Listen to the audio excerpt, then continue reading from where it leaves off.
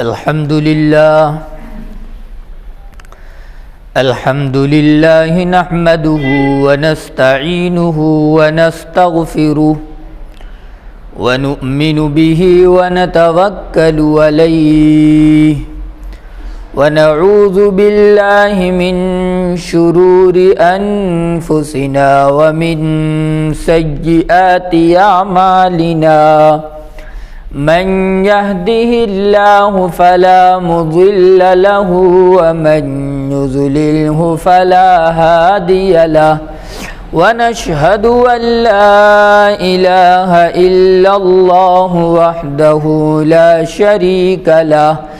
ونشهد أن سيدنا ومولانا محمدا عبده ورسوله أعوذ بالله من الشيطان الرجيم بسم الله الرحمن الرحيم ومن يطع الله ورسوله ويخشى الله ويتقه فأولئك هم الفائزون صدق اللہ العظیم۔ درود پاک پڑھیں۔ اللہم صلی وسلم علی سیدنا و نبینا محمد و آلہ و اصحابہ و ازواجہ و ذریاتہ و اہل بیتہ اجمعین۔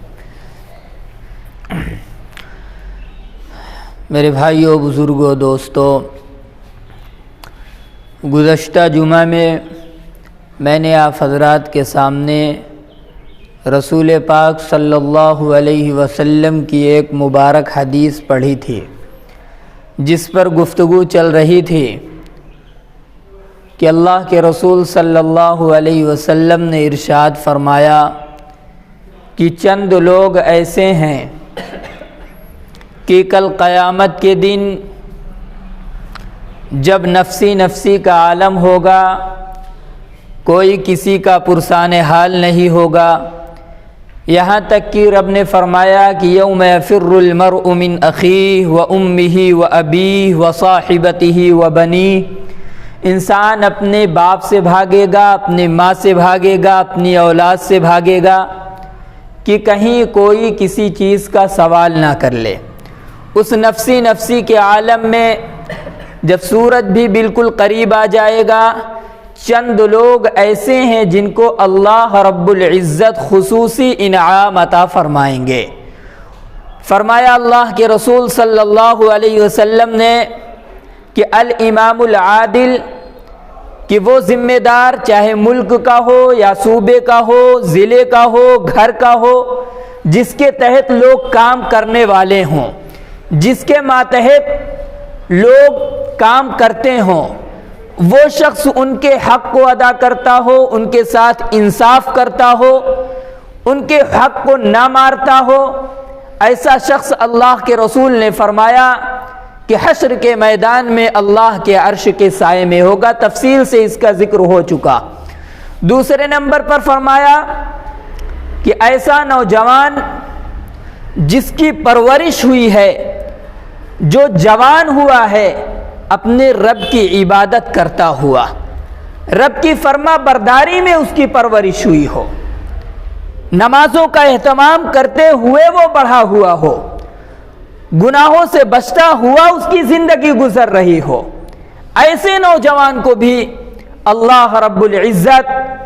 اپنے عرش کے سائے میں جگہ عطا فرمائیں گے۔ میرے بھائیوں، یہ چیزیں کوئی بہت مشکل نہیں ہے، لیکن شرط یہ ہے کہ ان چیزوں پر عمل کرنے کی ہم نیت کریں۔ اللہ کے رسول کی یہ حدیثیں اس لیے بیان کی جاتی ہیں، اس لیے سنائی جاتی ہیں کہ 7 چیزیں حضور نے ارشاد فرمایا کہ 7 قسم کے لوگ ایسے ہوں گے جن کے اندر یہ خصوصیات ہوں گی۔ حشر کے میدان میں جنت اور جہنم کا تو بعد میں فیصلہ ہونا، اس سے پہلے جو ایک قیامت برپا ہوگی اس کے اندر بھی وہ سرخرو ہوں گے اور اللہ کے عرش کے سائے میں ہوں گے۔ تو ایسا نوجوان جو جوان ہوا اپنی رب کی عبادت کرتے ہوئے، یہ اس وقت ہوگا میرے بھائیوں جب ہم اپنے گھر کے اندر دینی ماحول پیدا کریں گے۔ جب باپ دیندار ہوگا تبھی اولاد اللہ کی عبادت کرتے ہوئے جوان ہوگی۔ تبھی وہ اولاد دین کے راستے پر چلتے ہوئے جوان ہوگی۔ لیکن اگر باپ دین سے دور ہے، گھر کے اندر دینداری نہیں ہے، بیٹا اپنے گھر والوں کے ساتھ، باپ اپنے پوری فیملی کے ساتھ بیٹھ کر کے فلمیں دیکھ رہا ہے، سیریل دیکھ رہا ہے۔ آج کل تو لوگ سیریل کو گناہ سمجھتے ہی نہیں، وہ فلم جو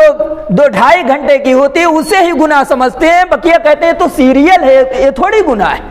تو میرے بھائیو بزرگو دوستو، یہ غلط فہمی میں لوگ مبتلا ہیں۔ جب ہم اپنی اولاد کے ساتھ فلمیں بیٹھ کر کے دیکھیں گے، اپنی اولاد کے ساتھ ہم سیریل دیکھیں گے، تو اولاد خواجہ اجمیری بنے گی، وہ اولاد عبد القادر جیلانی بنیں گے، وہ اولاد بابا فرید الدین گنج شکر بنیں گے۔ نہیں ہو سکتا میرے بھائیو، ہم اس غلط فہمی کو اپنے دل و دماغ سے نکال دیں۔ اللہ کے رسول صلی اللہ علیہ وسلم نے ارشاد فرمایا کہ اگر اپنے گھر کو صحابہ کی طرح، جیسے صحابہ کی زندگی تھی، اللہ کے رسول صلی اللہ علیہ وسلم نے تربیت فرمائی تھی، جنت والا وہ ماحول بنانا چاہتے ہو تو اپنے گھر کے اندر دین کو زندہ کرو۔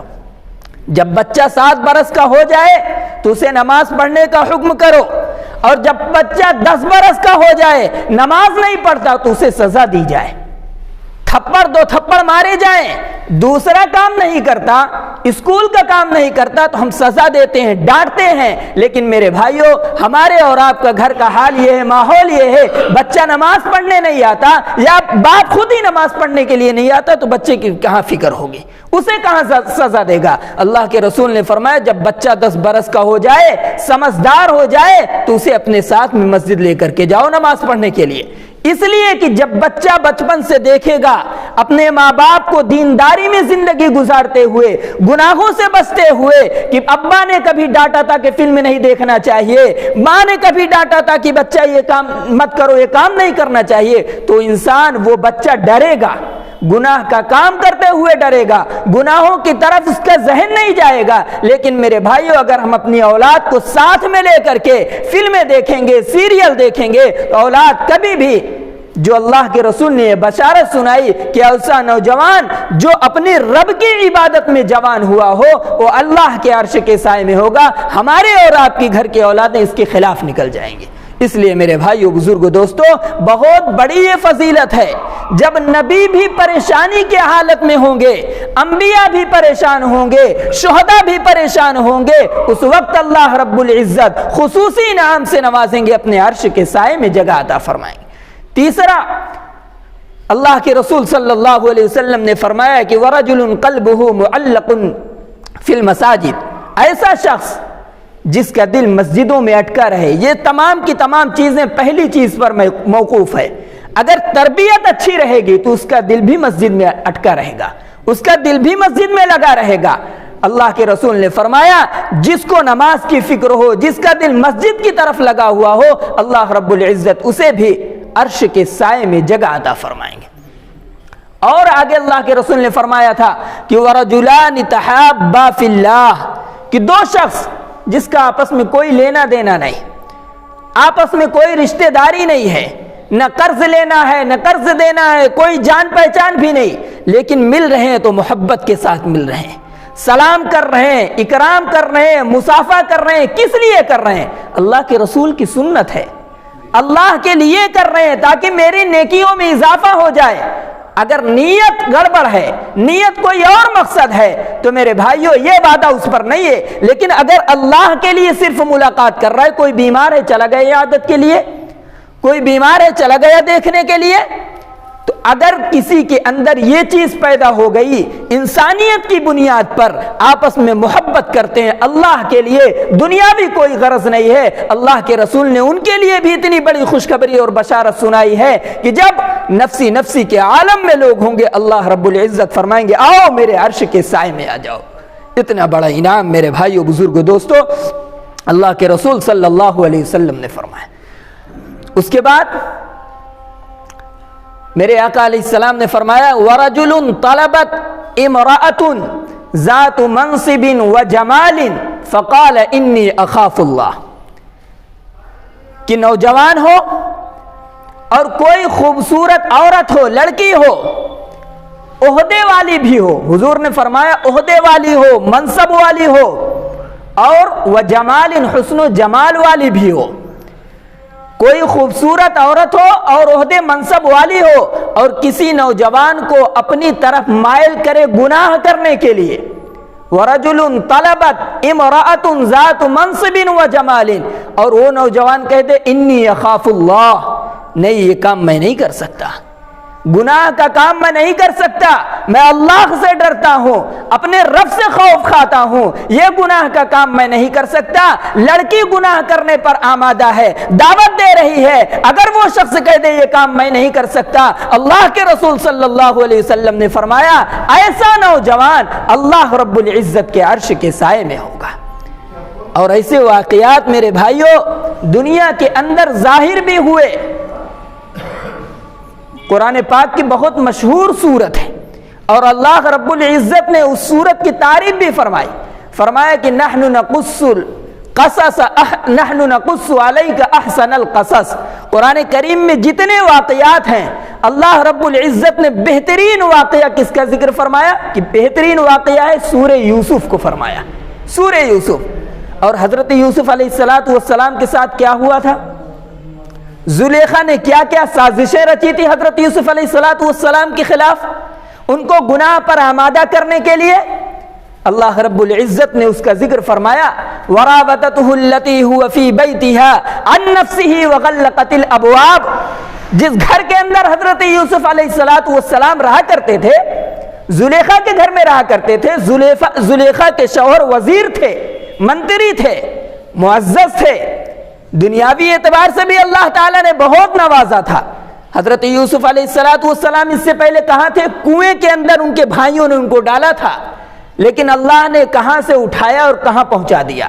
وزیر کے گھر میں رہ رہے ہیں، لیکن اتفاق دیکھیے اب جس گھر کے اندر رہ رہے ہیں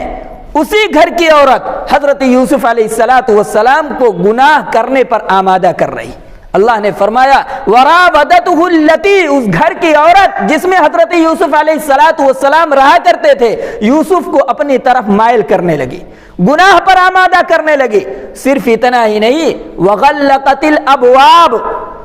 ابواب یہ باب، اس دروازے کو بند کر لیا۔ حضرت یوسف علیہ السلام کو بلایا تو اس گھر کے نوکر کے طور پر تھے، حضرت یوسف علیہ السلام کو بلایا اور بلانے کے بعد تمام کے تمام دروازوں کو بند کر لیا۔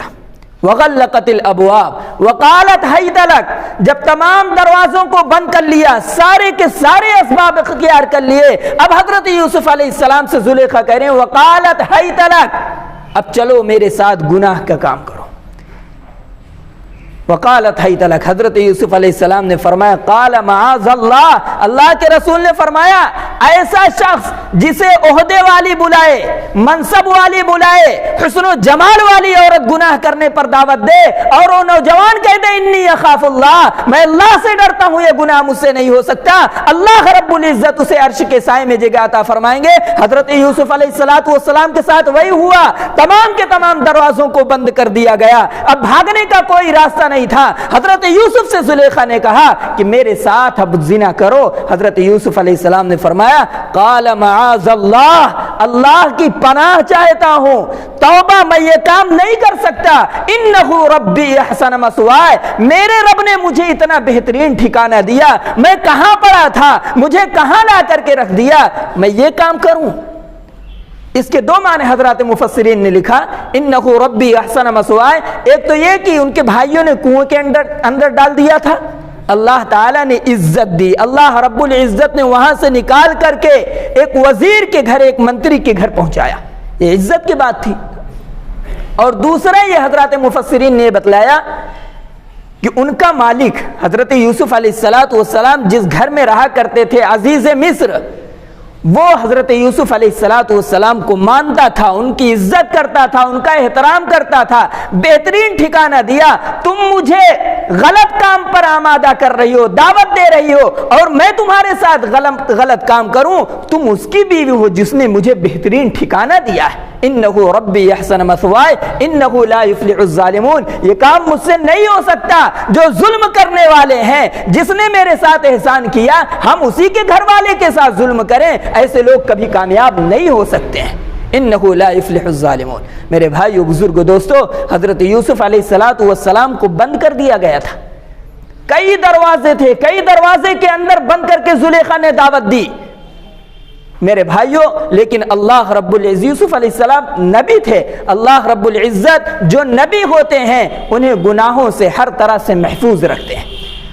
حضرت یوسف علیہ السلام نے فرمایا کہ پروردگار، اب ایک ہی راستہ ہے، تمام کے تمام دروازے بند ہو چکے ہیں، میرے مولا میں دروازے جتنا میرے بس میں ہے میں اس کام سے بچنے کی کوشش کر رہا ہوں، بھاگنے کی کوشش کر رہا ہوں۔ حضرت یوسف علیہ السلام دروازے کی طرف بھاگے، تمام دروازوں کے اندر لاک لگا ہوا تھا، خود بخود تمام کے تمام لاک ٹوٹتے چلے گئے اور حضرت یوسف علیہ السلام بھاگتے ہوئے دروازے کی طرف پہنچ گئے، مین گیٹ کی طرف پہنچ گئے۔ واستبق الباب، میرے بھائیو، جب ایک دم مین گیٹ کی طرف پہنچ گئے، جیسے ہی مین دروازہ کھلا دیکھا کہ اس گھر کا جو مالک تھا، زلیخا کا جو شوہر تھا، بالکل دروازے پر کھڑا تھا، بالکل دروازے پر کھڑا۔ ادھر سے زلیخا دوڑ رہی حضرت یوسف علیہ السلام کو پکڑنے کے لیے۔ اب دیکھیے یہاں پر جیسے ہی دروازہ کھلا، عزیز مصر کھڑا ہے، زلیخا نے بات بنانی شروع کر دی۔ قالت ما جزاء من اراد بأهلك، قالت ما جزاء، زلیخا فوراً پلٹ گئی اور کہنے لگی کہ مالک دیکھیے یہ میرے ساتھ کیا کرنے کے لیے جا رہا تھا، گناہ کرنے کے لیے آمادہ تھا، آپ کے گھر کا نوکر جس کے ساتھ آپ نے احسان کیا یہ میرے ساتھ یہ کام کرنے جا رہا تھا۔ حضرت یوسف علیہ السلام پر فوراً تہمت لگا دی۔ تو اس کے بعد فرمایا قالت ما جزاء من اراد بأهلك، جس نے آپ کی گھر والی کے ساتھ ایسا گھنونا کام کرنے کا ارادہ کیا، آپ کے گھر والے کے ساتھ گناہ کرنے کا ارادہ کیا، اسے کیا سزا ملنی چاہیے؟ زلیخا کہہ رہی اپنے شوہر سے، حالانکہ گناہ پر آمادہ کون کر رہا تھا؟ زلیخا خود کر رہی تھی۔ تو میرے بھائیو، بزرگ دوستو، قالت ما جزاء من اراد بأهلك سوءا الا ان يسجن او عذاب علیم، خود ہی گناہ پر کی دعوت بھی دے رہی ہیں اور خود ہی جب پھنس گئی تو سزا بھی متعین کر رہی ہیں، اسے یا تو جیل میں ڈال دو یا دردناک اسے سزا دو۔ میرے بھائیو، بزرگ دوستو، حضرت یوسف علیہ السلام نے فرمایا کہ مالک مجھ سے کوئی غلطی نہیں ہوئی، انہوں نے خود مجھے گناہ کرنے کے لیے دعوت دی، خود گناہ پر انہوں نے مجھے بلایا۔ ایک لمبی فہرست ہے میرے بھائیو، وہ پورا واقعہ میں آپ کو ابھی سنانا نہیں چاہتا، بس اتنا بتانا چاہتا ہوں کہ اللہ کے رسول نے فرمایا کہ ایسا نوجوان جو گناہوں سے بچنا چاہے، جو گناہوں سے بچ جائے اور کہے کہ انی اخاف اللہ، میں اللہ سے ڈرتا ہوں، میں یہ کام نہیں کر سکتا، اللہ رب العزت جب تمام کے تمام نبی موجود ہوں گے، شہداء موجود ہوں گے، صحابہ موجود ہوں گے، ایسے لوگوں کو اللہ رب العزت عرش کے سائے میں جگہ عطا فرمائیں گے۔ یہ بہت بڑے مقام اور عظمت کی بات ہے۔ اور صرف اتنا ہی نہیں میرے بھائیو، بزرگ دوستو، آگے اللہ کے رسول صلی اللہ علیہ وسلم نے فرمایا کہ ایسے شخص کو بھی اللہ رب العزت عرش کے سائے میں جگہ عطا فرمائیں گے۔ وَرَجُلٌ تَصَدَّقَ، کہ ایسا شخص جو صدقہ کرے، جب کسی کی مدد کر رہا ہے، کسی غریب کی مدد کر رہا ہے، کسی مسجد میں امداد کر رہا ہے، چھپ کر کے کرتا ہے تاکہ کسی کو پتہ نہ چلنے پائے، کوئی جان نہ جائے۔ میرے بھائیو، یہ تمام چیزیں ایسی ہیں جس کا دار و مدار نیت پر ہے۔ اگر کسی کی نیت اس لیے ہے کہ میں خرچ کر رہا ہوں 1 لاکھ روپے میں دے رہا ہوں، مسجد میں دے رہا ہوں، کسی غریب کی مدد کر رہا ہوں، لوگ سمجھیں گے تو کہیں گے بہت یہ لوگوں کی مدد کرتا ہے، بہت غریبوں کی مدد کرتا ہے۔ اگر کسی کے دل کے اندر یہ نیت پیدا ہو گئی تو 1 لاکھ روپے کے برابر جو خرچ کیا ہے اللہ رب العزت کے نزدیک 1 روپے کے برابر بھی قیمت نہیں ہوگی۔ لیکن اگر کوئی شخص اس نیت سے خرچ کر رہا ہے، غریبوں کی مدد کر رہا ہے، کہیں اور خرچ کر رہا ہے، چاہے 1 روپے کرے، لیکن نیت یہ ہو کہ میں اپنے رب کو راضی کرنے کے لیے کر رہا ہوں، اپنے رب کو خوش کرنے کے لیے کر رہا ہوں، تو اس کا 1 روپے خرچ کرنا بھی 1 لاکھ کے برابر ہو جائے گا۔ تو اللہ کے رسول نے فرمایا کوئی اس طرح خرچ کر رہا ہے کہ داہنے ہاتھ نے کیا خرچ کیا بائیں ہاتھ کو پتہ نہیں چلا، ایسے شخص کو بھی اللہ رب العزت عرش کے سائے میں جگہ عطا فرمائیں گے۔ لیکن بعض موقعوں پر ضروری بھی ہوتا ہے ظاہر کرنا، تاکہ دیکھ کر کے لوگوں کے درمیان میں رغبت پیدا ہو، فلاں نے اتنا دیا ہے تو ہم بھی دیں گے، ہم بھی اتنا خرچ کریں گے۔ ایسے موقع پر یہ جو وعیدیں آئی ہیں ایسے موقع کے لیے نہیں ہے۔ ہاں اگر نیت جب دوسری ہو جائے، نام و نمود کی ہو جائے، ریا اور دکھلاوے کی ہو جائے، تب اللہ رب العزت کے یہاں کوئی قدر نہیں۔ اور آخر میں فرمایا ہمارے آقا حضرت محمد مصطفیٰ صلی اللہ علیہ وسلم نے، کوئی نوجوان ہو یا کوئی ایسا عام شخص ہو، تنہائی میں بیٹھا ہو، کوئی دیکھنے والا نہ ہو، اپنے رب کی رحمت کو یاد کرے، اپنے پروردگار کی نعمتوں کو یاد کرے کہ الہ العالمین اتنی لمبی تو نے ہمیں زندگی عطا فرمائی، 60 سال 70 سال کی زندگی آپ نے ہمیں دی، اور اس کے بدلے میں ہم سے نمازیں بھی نہیں پڑھی جا سکی، اس کے بدلے میں ہم آپ کی قدم قدم پر نافرمانی کرتے رہے۔ الہ العالمین آپ کی ناراضگی کا ایسا کام کرتے رہے جو ہمیں نہیں کرنا چاہیے۔ انسان اپنے گناہوں کو یاد کرے اور اس کی آنکھوں سے آنسو بہہ پڑے، یا انسان اللہ رب العزت کی نعمتوں کا تذکرہ کرے۔ جیسے قرآن کریم کی ایک آیت ہے، جب اس آیت کو پڑھا جاتا ہے تو بہت تسلی ہوتی ہے، دل کو بہت سکون ملتا ہے۔ فرمایا یا عبادی الذین اسرفوا علی انفسہم لا تقنطوا من رحمت اللہ۔ یہ آیت ایک ایمان والے کو بہت تسلی دیتی ہے۔ کیا فرمایا اللہ رب العزت نے؟ بہت پیار سے فرمایا، اور کن کو مخاطب کرتے ہوئے فرمایا؟ ان کو مخاطب کرتے ہوئے فرمایا جن کی پوری زندگی گناہوں میں ڈوبی ہوئی ہے، ایک لمحے کے لیے بھی اللہ کو راضی کرنے والا کام نہ کیا ہو، پوری کی پوری نمازیں چھوڑ دی ہیں زندگی بھر، لیکن اچانک سے یاد آ گیا کہ میرے رب کی رحمت بہت بڑی ہے، اب سے میں توبہ کر لوں گا، میرا رب مجھے معاف کرنے والا ہے۔ یہ آیت جب پڑھی جاتی ہے، اللہ نے فرمایا یا عبادی الذین اسرفوا۔ اللہ چاہتا تو کہہ دیتا کہ اے میرے نافرمان، اے گنہگار۔ اللہ نے فرمایا نہیں، نافرمان نہیں کہا، گنہگار نہیں کہا، بہت پیار بھرے جملے میں فرمایا یا عبادی الذین، اے میرے پیارے بندے، وہ بندے جنہوں نے اتنا گناہ کیا کہ زمین اور آسمان کو گناہوں سے بھر دیا۔ یا عبادی الذین اسرفوا علی انفسہم، اتنا گناہ کیا کہ زمین آسمان کو گناہوں سے بھر دیا، لیکن اب یاد آ رہا ہے میرے مولا اب میری موت قریب آ گئی ہے، قبر کا منظر دیکھتا ہوں، میری آنکھوں کے سامنے آتا ہے تو ڈر جاتا ہوں۔ الہ العالمین جب جہنم کا خوف آتا ہے تو پروردگار ڈر جاتا ہوں۔ یہ ڈر اس کے اندر پیدا ہوا، آنکھوں سے آنسو نکل گئے اور توبہ کر لیا۔ میرے رب نے فرمایا لا تقنطوا من رحمت اللہ، میرے بندے تو توبہ کر، میری رحمت سے مایوس نہ ہو۔ ان اللہ یغفر الذنوب جميعا، تیرا رب تمام کے تمام تیرے گناہوں کو معاف فرما دے گا۔ میرے بھائیوں، ہم اور آپ، ہم میں سے کوئی بھی شخص جو اپنی زبان کی ویلیو رکھتا ہے، بات کی اہمیت رکھتا ہے، پلٹتا نہیں بات سے، کوئی بات ہم نے کہہ دی ہے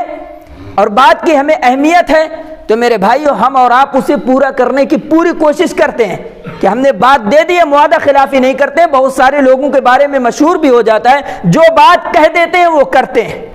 جب دنیا کے اندر بندوں کا حال یہ ہے، میرے رب نے فرما دیا کہ انا الغفور الرحیم، میں معاف کرنے والا ہوں، میں رحم کرنے والا ہوں۔ میرے بندے تو اپنے گناہوں سے توبہ تو کر، میرے بندے اپنے گناہوں سے معافی تو مانگ۔ اللہ کے رسول صلی اللہ علیہ وسلم نے فرمایا جب کوئی شخص اپنے گناہوں کو یاد کر کے، قبر کے عذاب کو یاد کر کے، حشر کی سختی کو یاد کر کے اللہ کے سامنے آنسو بہا دیتا ہے تو اللہ کے رسول نے فرمایا کہ اللہ تبارک و تعالی ایسے شخص کو بھی تمام نبیوں کی موجودگی میں، تمام صحابہ کی موجودگی میں اپنے عرش کے سائے میں بلا کر کے جگہ عطا فرماتے ہیں۔ یہ کتنی بڑی فضیلتیں ہیں۔ یہ 7 قسم کے لوگ ہیں اللہ رب العزت جن کو اپنے عرش کے سائے میں جگہ عطا فرمائیں گے۔ میرے بھائیو بزرگوں، یہ واقعات، یہ احادیث اس لیے بیان کی جاتی ہے کم از کم 7 میں نہ صحیح تو ایک آدھ چیز میں تو ہمارا نام شمار ہو جائے۔